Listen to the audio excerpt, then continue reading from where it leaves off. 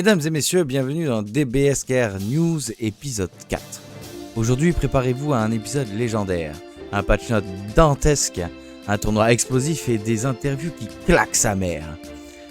Aujourd'hui, on va commencer directement avec le patch note monumental livré par notre cher Fayetteville.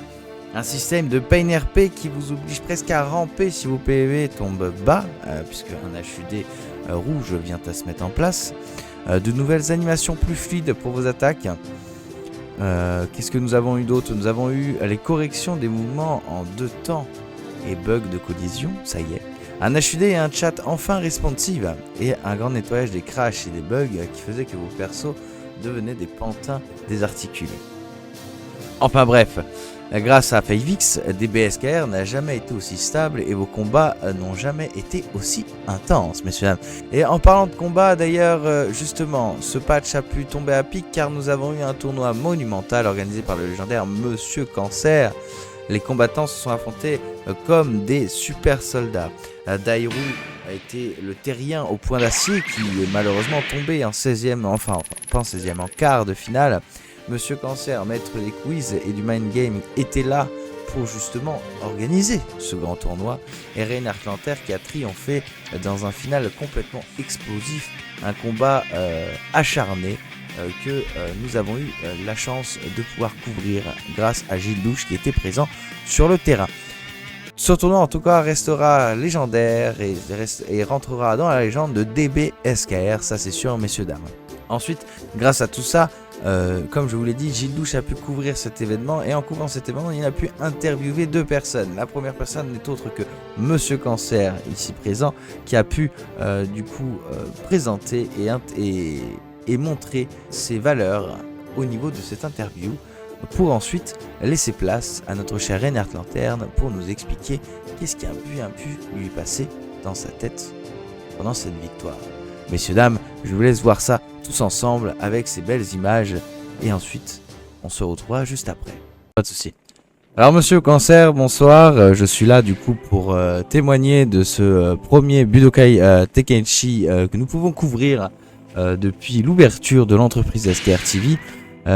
Actuellement j'ai quelques petites questions pour vous et le futur gagnant bien sûr au fur et à mesure de ces prochains matchs. Et actuellement 3 questions me viennent directement, est-ce que vous êtes prêt à pouvoir y répondre ou alors vous êtes plus dans une optique de silence pour bien sûr laisser une part de mystère ou alors pas du tout. C'est à vous de me répondre. Pas du tout. Bah, tout d'abord, bonjour à toutes SKR TV, je vous passe le bonjour à tous. Moi, Monsieur Cancer, je vous fais un gros bisou. Je serai ravi de répondre à vos questions, bien sûr. Hein. Très bien. Alors, nous allons commencer directement avec la toute première question. Sensei, qu'est-ce que ça vous fait de voir vos élèves se déchaîner comme des super soldats aujourd'hui sur cette scène majestueuse qui est le Budokai Tenkaichi? Bah, tout d'abord, ça me procure beaucoup d'émotions. C'est comme si je vois mes enfants faire leur premier pas, voyez-vous, dans l'art du Tenboku Dokai. Excusez-moi, ça va? C'est le cancer. Ah oui. Le cancer, vous savez. D'où votre nom, c'est ça? D'où mon nom, exactement. Je comprends. Je disais que c'est un plaisir de voir, c'est comme voir mes enfants faire leur premier pas, voyez-vous. Ça me procure un plaisir monstre de les voir avancer et des hommes meilleurs et plus forts. Très bien. Deuxième petite question de notre côté, du côté SKR TV, on se pose tous la question, ce tournoi c'est un vrai champ de bataille. Est-ce que vous l'avez imaginé comment? Enfin, est-ce que ça a dépassé vos attentes ou alors pas du tout? C'est exactement comme vous le pensez. Bah pas du tout, franchement j'ai été surpris de voir le niveau de mes élèves qui a fortement augmenté, qu'ils ont évolué de... Excusez-moi, Excusez-moi, j'ai des petits troubles de tête. Je disais, j'étais fortement choqué de voir... Oh mon dieu! Laisse-moi prendre une petite... Ok, tu me stresses ta mec. Je disais, j'étais fortement choqué de voir l'évolution de mes élèves en termes de combat et tout simplement de sérieux. Et leur évolution est tout simplement monstrueuse et je suis surpris et même choqué de les voir voyez-vous, à un niveau que même moi je ne pense que je n'aurais pas atteint aussi peu de temps comme eux. Très bien. Donc beaucoup de fierté, j'imagine, du côté de vos élèves, c'est ça? Oui, oui, exactement. J'ai une fierté monstre en eux. Je suis fier de les avoir comme élèves et j'espère qu'ils sont fiers de m'avoir comme maître aussi.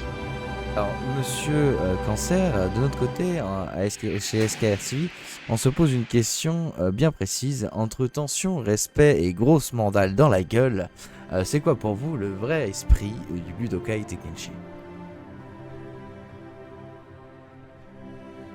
Ok. Le vrai esprit du Budokai Tenkaichi, c'est... Ok, attends, j'ai perdu. Le vrai espoir... Ah non, j'en peux plus. Je suis à bout. Le Reprenez vrai votre souffle, esprit reprenez du... votre souffle. Ouh. Le vrai esprit du Tenkaichi Budokai, c'est tout d'abord le respect de se prendre une mangale ou un coup de poing en pleine figure. C'est le respect de comprendre que derrière chaque défaite, on apprend et on comprend le travail, excusez-moi, c'est le cancer. Le travail qu'il y a derrière et le travail amené par les entraîneurs et les personnes, que ce soit les supporters, que ce soit la famille, ou que ce soit les personnes qui nous suivent depuis le début. C'est ça le vrai esprit du Tenkaichi Budokai. C'est donc comprendre que derrière chaque défaite, derrière chaque victoire, il y a une leçon de vie. Avez-vous un Indo, peut-être, comme on dit dans certaines Oui, régions? exactement. Votez, monsieur Cancer. Votez Très pour bien. moi, je vais me présenter à la mairie. Très bien. Monsieur Reinhardt Lanterne, bonsoir. Ici du coup Gilles Douche de SKR TV. Nous avons suivi votre épopée tout le long de ce tournoi et nous avons quelques questions pour vous. Est-ce que vous êtes prêts? Est-ce que vous avez envie de répondre à ces questions? Alors vous êtes quelqu'un de plutôt réservé et vous allez fêter ça avec vos amis et pas de médias. Et alors dans ces cas-là, nous comprenons tout à fait. Eh bien, déjà bien le bonsoir à vous. Non, personnellement, je compte le célébrer évidemment avec mes amis, mes proches, mais je souhaite également partager ma victoire qui n'est due pas qu'à moi, qui est due à un entraînement, qui est due à des amis proches, à des entraînements qui ont coûté leur prix, simplement. Très bien, alors j'ai pour moi trois petites questions qui seront là pour pouvoir résumer un petit peu votre parcours tout le long de ce tournoi. Et ensuite nous clôturerons cet épisode spécialement pour ce tournoi. Apparemment les développeurs de ce monde ont besoin de retoucher quelques petites choses.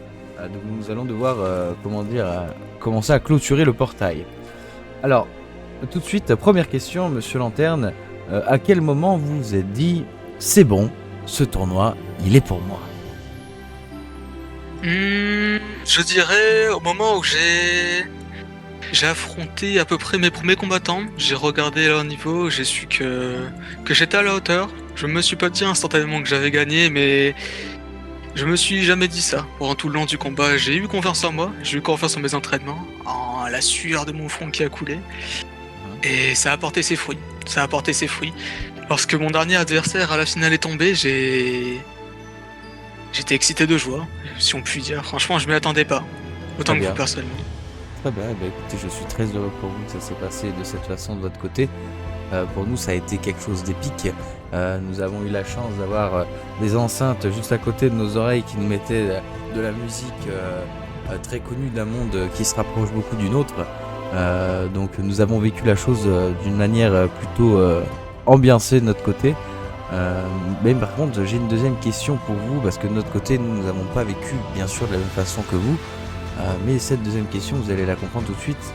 Pour vous, quel a été le combat le plus difficile sur tout ce chemin de la victoire? Le plus difficile. Un adversaire qui vous a marqué, peut-être quelque chose en particulier?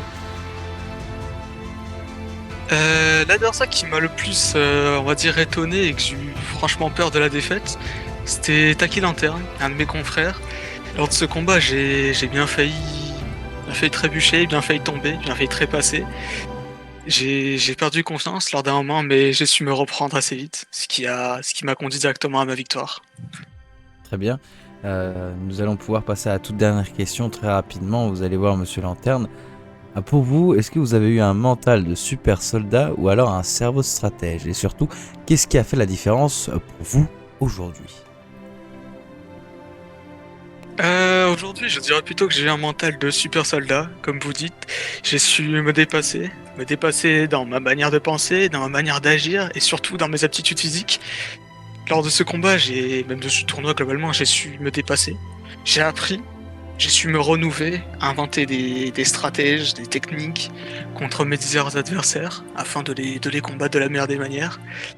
Certains ont découvert un nouveau moi, peut-être dans ma manière de combattre, mais personnellement, je n'ai pas vu la différence. Très bien. Et dernière petite question, juste pour la hype de nos chers confrères téléspectateurs. Si vous devez refaire un jour ce tournoi, contre quel combattant souhaitiez-vous revoir dans cette arène face à vous? Si je devrais choisir un seul combattant, j'hésite honnêtement. J'aurais certainement choisi Monsieur Cancer. Monsieur Cancer qui m'a appris quand même pas mal de choses, qui a su m'impressionner avec ses nombreuses techniques et ses performances franchement inoubliables lors de ses combats. Je me demande si je serais capable de le combattre, je ne pense pas. Mais à force de persévérer, à force de combattre, je pense que j'en serais capable. Très bien. Eh bien écoutez, Monsieur Lanterne, ce fut un plaisir de notre côté de pouvoir vous poser ces questions. Ce fut un honneur de vous avoir en interview. Nous allons devoir clôturer cet épisode d'SKR. Donc je vous demanderai du coup de vous décaler, d'aller rejoindre vos confrères, s'il vous plaît. Je vous remercie en tout cas de cette interview. Et c'est ainsi que se conclut ce chapitre épique de DBSKR épisode 4. Continuez à repousser vos limites, ne laissez jamais un bug vous arrêter et souvenez-vous, le véritable pouvoir est dans votre RP. Après un tournoi où seuls les plus forts ont survécu, après un patch note qui a changé le destin du serveur, nos héros sauront-ils maîtriser leurs nouvelles compétences? Les ennemis encore plus puissants se cachent-ils dans l'ombre? La paix sera-t-elle de courte durée ou le chaos s'abattra-t-il à nouveau sur DBSKR? La réponse dans le prochain épisode de DBSKR News, épisode 5. Messieurs, dames, bonne soirée à vous et au revoir.